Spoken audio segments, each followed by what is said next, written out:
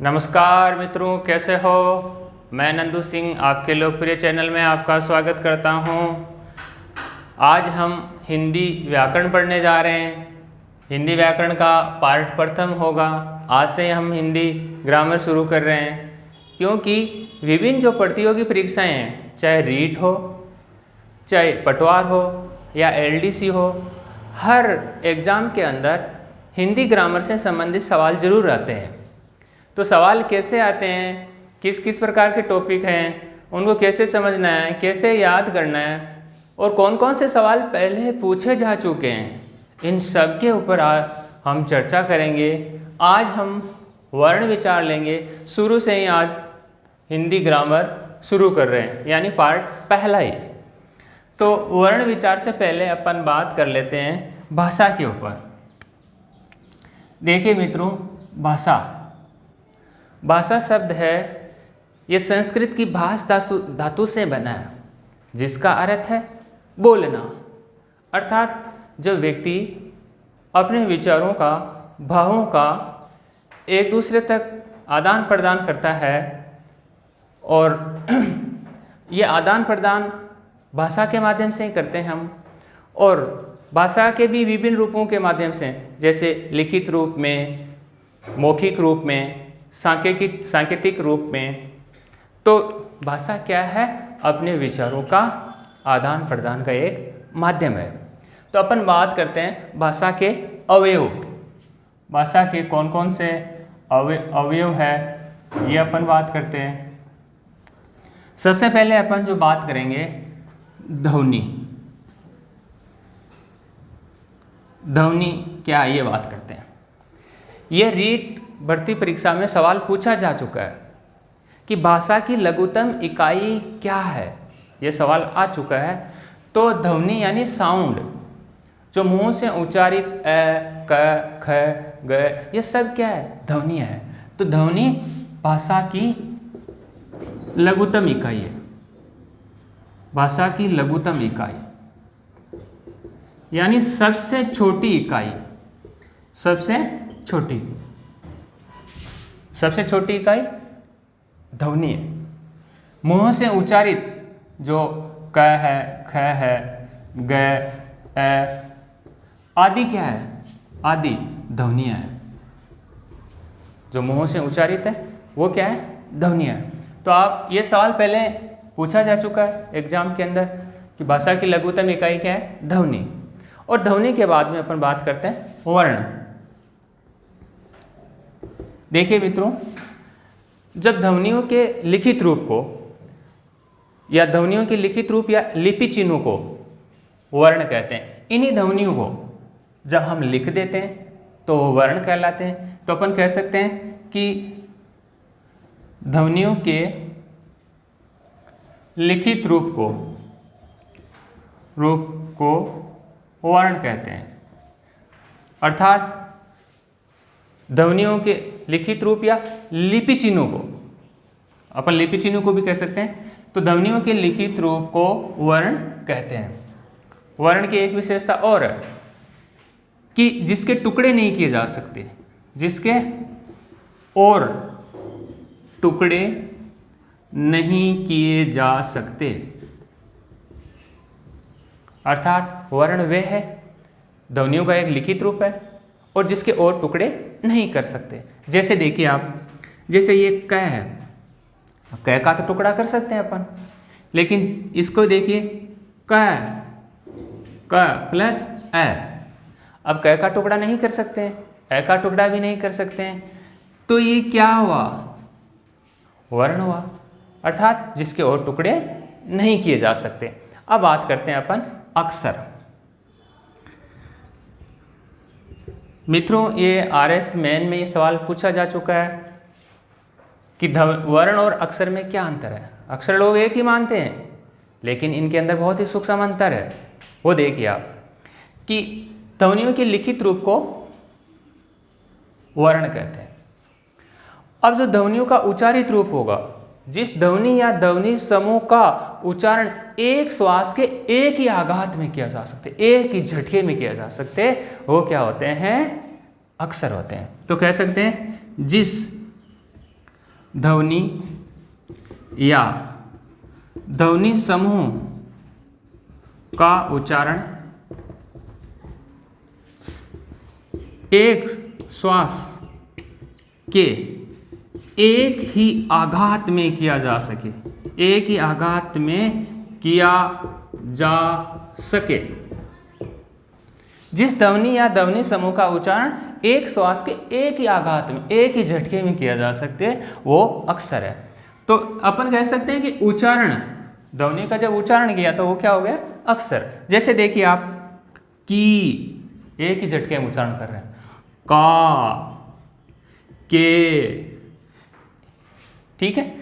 इनका उच्चारण यानी बारखड़ी, जिनका उच्चारण हम एक ही झटके के साथ कर रहे हैं, तो वो क्या हुए, अक्षर हुए। तो ध्वनि, वर्ण, अक्षर। अब हम इसके बाद पढ़ेंगे शब्द। तो अपन देखते हैं मित्रों, ध्वनि आपने पढ़ लिया, लघुत्तम इकाई क्या है, ध्वनि। अब देखिए आप अक्षर की, वर्ण, अक्षर। अब बात करते हैं शब्द। शब्द क्या है, यानी दो या दो से अधिक वर्णों से मिलकर के क्या बनते हैं, शब्द बनते हैं। तो दो या दो से अधिक वर्णों के मेल को क्या कहते हैं, शब्द कहते हैं। तो दो या दो से अधिक वर्णों के मेल को शब्द कहते हैं। दो या दो से अधिक वर्णों के मेल को क्या कहते हैं, शब्द कहते हैं। लेकिन मित्रों यहाँ एक बहुत ही महत्वपूर्ण बात करेंगे अपन। वो क्या बात होगी कि भाषा की लघुत्तम इकाई तो किसको मानना है, ध्वनि को। लेकिन यहाँ एक बात देखिए आप, यदि ये सवाल ऐसे पूछा जाए कि अर्थ के स्तर पर, अर्थ के स्तर पर भाषा की सबसे छोटी इकाई, सबसे छोटी इकाई या लघुत्तम इकाई, तो आपको याद रखना है शब्द। क्योंकि वर्ण अक्षर का कोई अर्थ नहीं निकलता, लेकिन शब्द का तो क्या निकलता है, अर्थ निकलता है।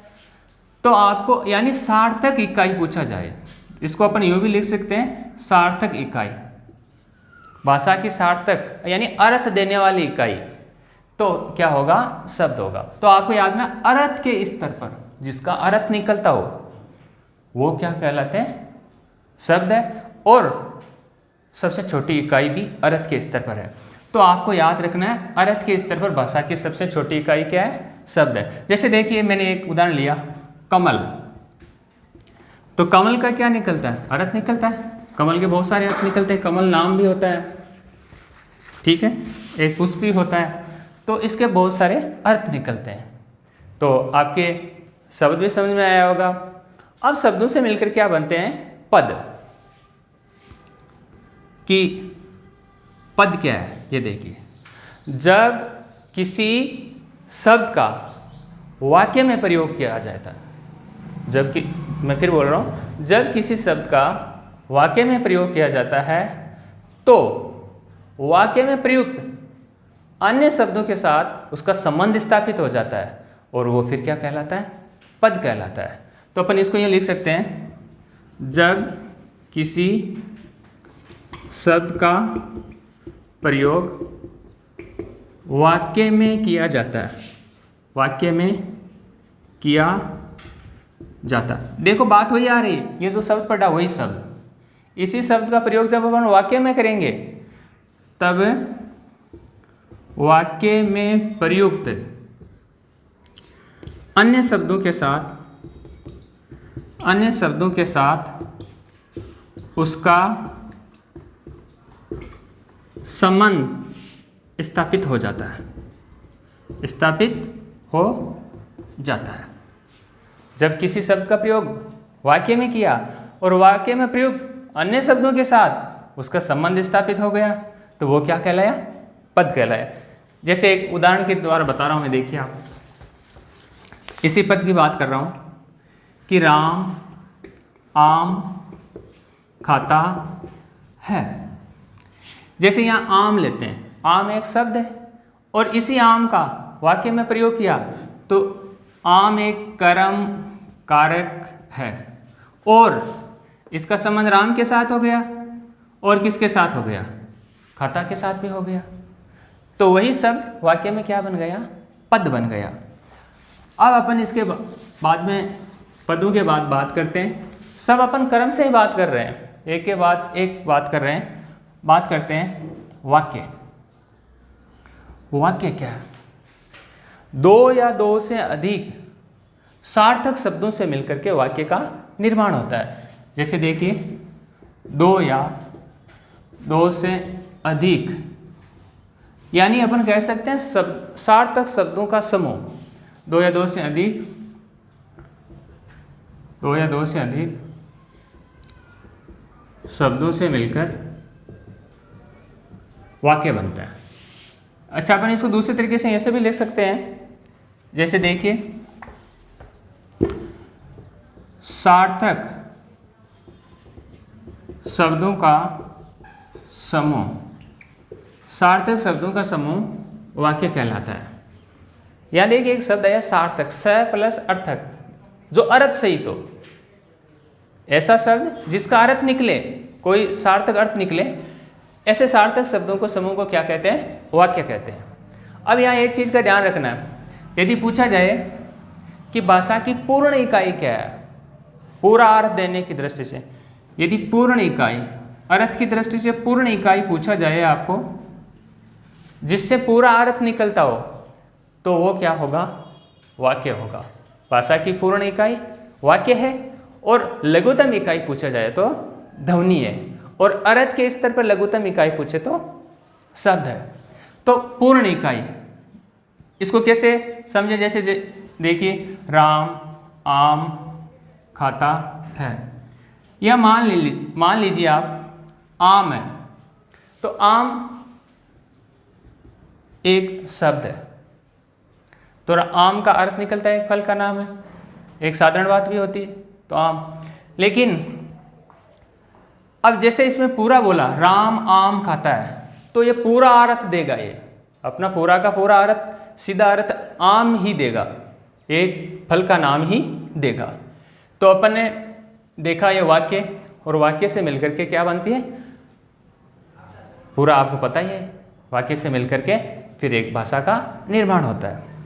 तो मित्रों, अपन ने पढ़ा ध्वनि है, वर्ण है, अक्षर है, शब्द है, पद है और वाक्य। इनमें से जो सवाल पूछा जाएगा, तो आपको एक तो ध्यान रखना, भाषा की लघुतम इकाई पूछा जाए तो आपको ध्वनि, और अर्थ के स्तर पर पूछा जाए तो आपको याद रखना है लघुतम इकाई शब्द, और पूर्ण इकाई पूछा जाए तो आपको याद रखना है वाक्य। इसके बाद में हम पढ़ेंगे ध्वनियों के भेद, ये अगले पार्ट में होगा। ध्वनियों के कितने भेद है, कैसे है, ये सब अगले पार्ट के अंदर पढ़ेंगे। तो ये मित्रों, ये वीडियो आपको कैसा लगा, कमेंट करें, शेयर करें, सब्सक्राइब जरूर करें, साथ ही बेल आइकन दबाएं, जिससे नेक्स्ट वीडियो का आपको नोटिफिकेशन मिलता रहे। Thank you for watching.